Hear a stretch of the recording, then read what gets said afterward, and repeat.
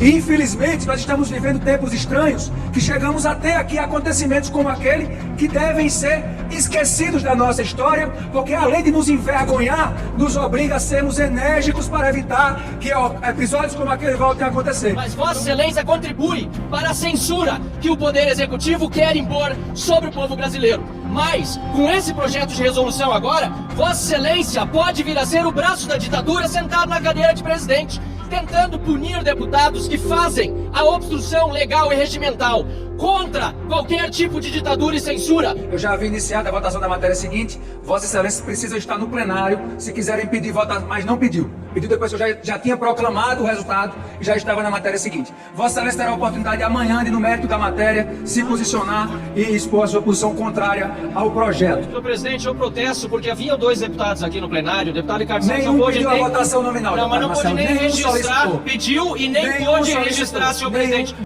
Olá a todos do canal Web Mídia, sejam todos bem-vindos. Pessoal, eu gostaria de mostrar para vocês essas notícias que vêm aí acontecendo durante bastante período, tá? Então vamos observar bem tudo que você vai ver aqui agora, tá? Vai ser algo que você vai ficar impactado no que você vai ouvir, tá? Você vai ficar muito impactado mesmo. São coisas polêmicas, tá? Coisas que pessoas que não acreditaram e hoje está acontecendo, tá? Mas vamos acompanhar, vamos ver algumas palavras aí, algumas notícias que vão aí te impactar, tá? Mas depois, se você gostar do vídeo, tá? Deixa seu like também aí, compartilha ao máximo de pessoas, porque eu sei que tem pessoas que não vai te mostrar o que verdadeiramente está acontecendo. Porque para nós aqui, irmão, é muito complicado, tá? Falar abertamente sobre determinado assunto. Por isso que a gente faz alguns compilados, né? E mostra para vocês tudo em primeira mão, tudo que vem acontecendo para que você fique bem informado, tá bom? Vamos lá, vamos acompanhar um vídeo. Depois deixe seu like aí e compartilhe esse vídeo com mais uma pessoa, tá bom? Carlos Peinado, hoje é aniversário dele. Antônio Carlos, um abraço, querido, Deus abençoe, feliz aniversário. Macaco branco. O sistema começa a receber a chantagem de quem o ajudou. Um passado remoto, a pavimentar a dentadura do macaco negro. E o nome do oportunista se chama Homem do Pão de Queijo. Agora, com o apoio do sapo, começa a dar as cartas e pode sim assumir a vaga do enlameado ao ser indicado para subir nos altos galhos. Se o gambá voltar, para faladores profissionais de grande porte no reinado, o cenário começa a ser montado, pois se Nárnia do Norte sancionar mais um dos altos galhos, não terá como não pensar em um nome para manter o sistema dentatorial, pois não podemos nos esquecer também do macaco negro que está magnetizado, que não vão sustentar no poder por muito tempo. O homem do pão de queijo está no radar, pois tem um perfil sistêmico e burocrata. Mas, dos bastidores do poder, Carmen Miranda sabe que precisa imediatamente afastar o macaco negro. Mesmo o sapo, seu protetor, não aceitaria isso muito bem, sabendo que vem direto de ameaças do norte.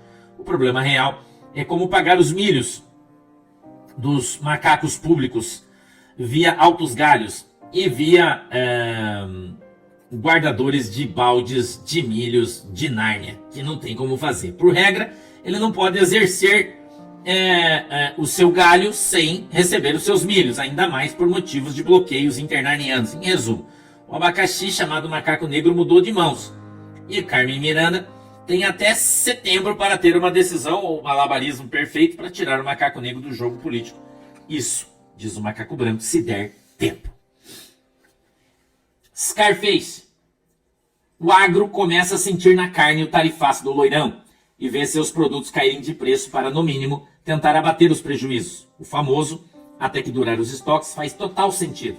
E a mídia militante usa a queda dos preços para fazer propaganda. Um lobby de um reinado que estaria dando certo. Mas isso não é verdade. É a prova de tudo isso. São os milhos internarnianos fugirem de Nárnia do Sul em busca de reinados mais estáveis. Não é o caso daqui, que perde forças no milho perante a inflação. E falando em inflação, ela está agindo rápido em Nárnia do Sul. O milho de antes está sendo engolido pelos altos juros.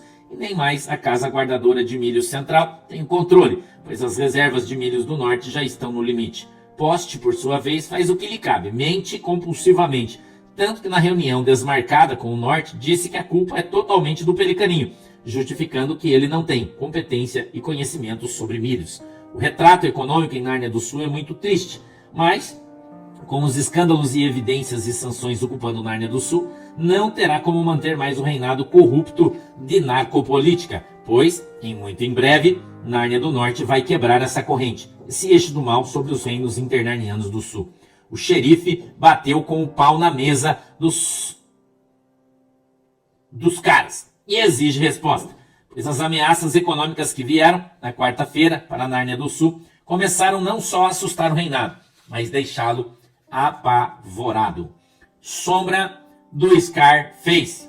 Os constantes ataques de Moda a Pelicaninho provam que o Magneto está a caminho. Moda teve a sua vida devastada por Nárnia do Norte recentemente, tanto que virou pauta na reunião do Loirão com o Pelicaninho. Os ventos que chegaram para nós é que Pelicaninho respondeu o que Nárnia do Norte já sabe, mas Pelicaninho foi além e mostrou um dossiê bem elaborado que confirma o que Nárnia do Norte queria saber, a ligação direta do Moda com o Macaco Negro, agora sancionado pelo Magneto.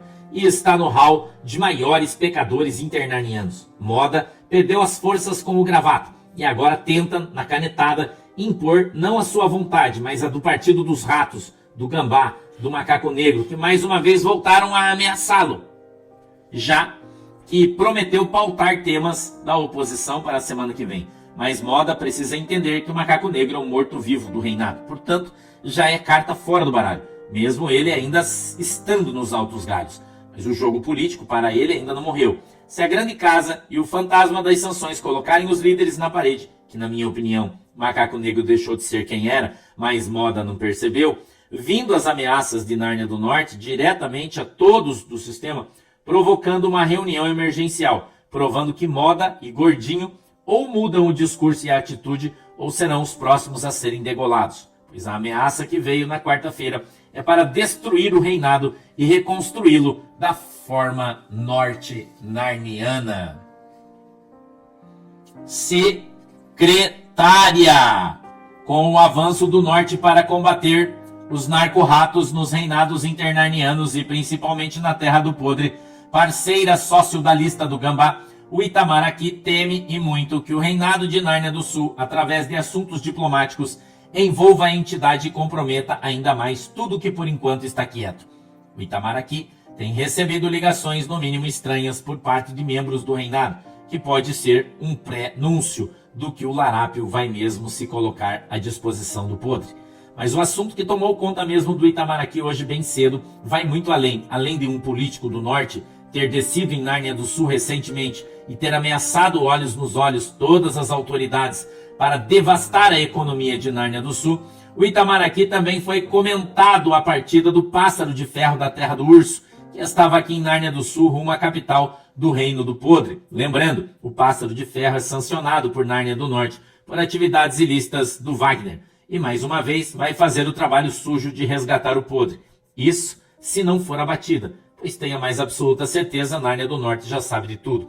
Até do apoio do Gambá ao deixar esse pássaro pousar e ficar 2 dias em Nárnia do Sul. Portanto, o reinado de Nárnia... Pessoal, eu só dei essa pausa aqui, tá? Porque tá muito forte esse vídeo aí, tá? Eu fiquei até admirado, porque eu tô assistindo justamente com vocês esse vídeo, tá? Tô até aqui separando alguns outros trechos também, para que vocês possam acompanhar.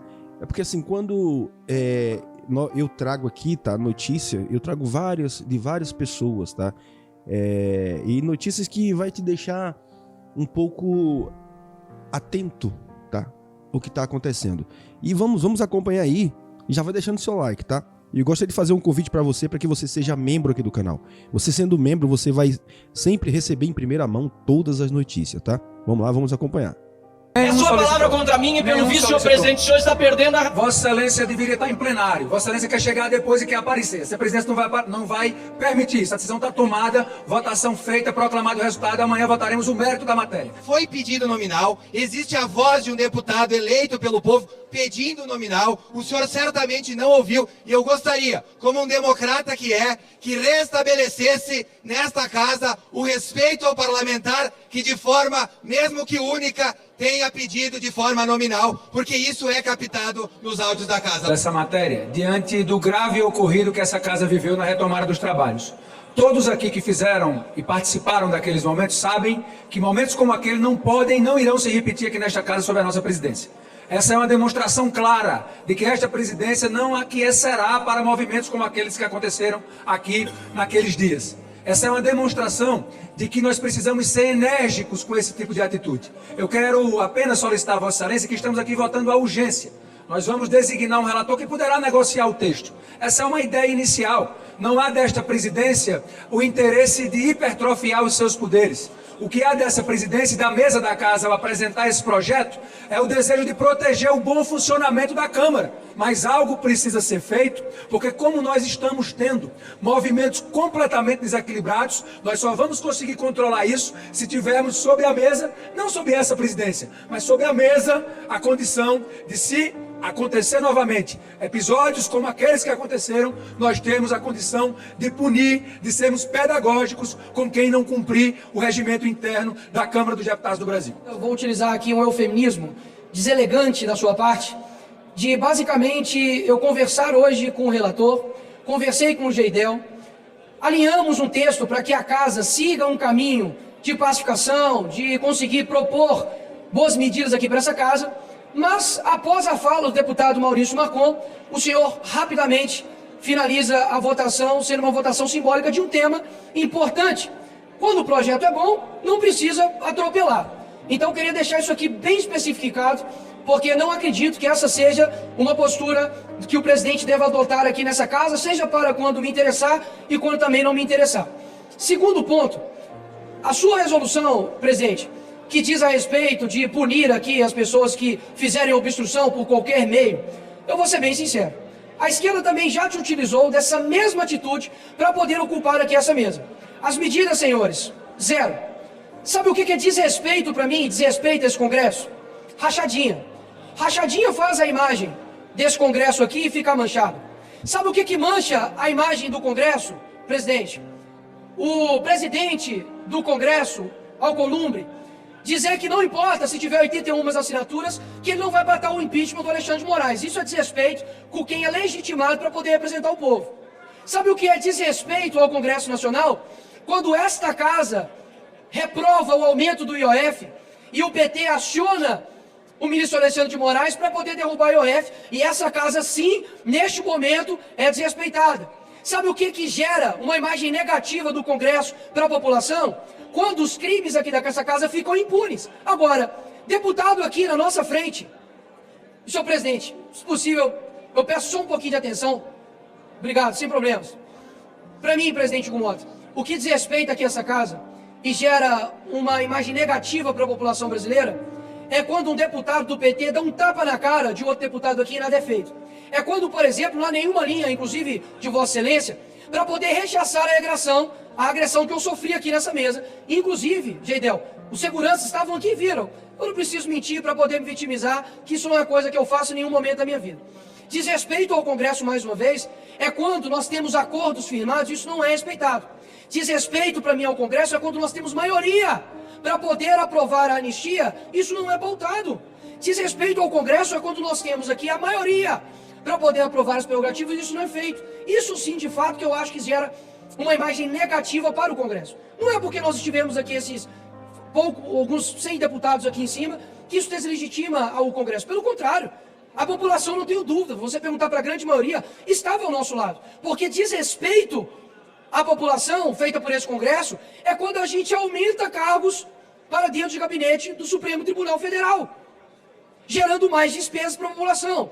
Desrespeito é quando é mobilizado todo um Congresso para poder votar mudança de nome de viaduto. Isso para mim é desrespeito. Como explicar para a população que 513 deputados são desrespeitados por um juiz? Isso para mim é desrespeito. Agora, um ato simbólico, Zé Medeiros, aqui em cima, para poder clamar a atenção de que nós estamos sendo desrespeitados como parlamentares, isso sim para mim é desrespeito. Sabe o que é desrespeito? É quando nós temos uma CPMI que é para investigar as pessoas que roubaram velhinhos no INSS. o presidente e o relator não assinaram a CPMI, ou seja, já nasce com um contraditório, já nasce com desrespeito, porque se dependesse deles, a CPMI não estaria instalada. Para mim, desrespeito é quando há uma chantagem por parte do Supremo Tribunal Federal sobre nós parlamentares, porque é bom relembrar que na eleição de presidente do Congresso, existiu ministros do STF que ligaram e chantagearam os senadores para poder votar no Alcolumbre e também no Pacheco. Sabe o que quer dizer respeito para mim? Quando a Constituição, deputada Bia Kicis, está dizendo todo o poder emana do povo e o povo, de fato, é desrespeitado. Então vamos colocar de verdade aqui os pingos nos is e saber quem desrespeita quem. Aqui em cima estavam milhões de votos sendo representados. O senhor, presidente Hugo Mota, é deputado assim como todos nós e cada um aqui tem um voto. Tem um voto, Gediel. E eu fiz o meu papel, por exemplo, de conversar contigo. E espero que amanhã, conversando a matéria, a gente alinhe para poder votar no projeto que, de fato, consiga ajudar as crianças e adolescentes e protegê-las. O que eu não aceito, e o que eu acho que, de fato, é um desrespeito, é se utilizar rapidamente de uma votação simbólica para suprimir a discussão de um tema importantíssimo. Porque, para mim, é contraditório. Precisamos discutir um tema muito importante para o país, sem ter discussão. Isso para mim não é diálogo, isso para mim não deve ser como as coisas devem ser tocadas. E quero aqui deixar, para poder finalizar, um ponto muito importante. Não falo isso aqui em nome da direita, em nome de nenhum espectro político. Eu falo isso aqui em nome da defesa do Congresso. O Congresso está sendo desrespeitado, o Congresso já perdeu a sua legitimidade, e se nós não tomarmos uma posição, nós continuaremos subjugados. Eu dei o meu voto ao presidente Hugo Mota, assim como a maioria também do PL, mas hoje tenho a sensação de que, se não tomar nenhuma atitude em respeito a esse Congresso, a validação e a confiança minha cairá por terra. Até mesmo porque as pautas importantes para o povo brasileiro não estão sendo discutidas.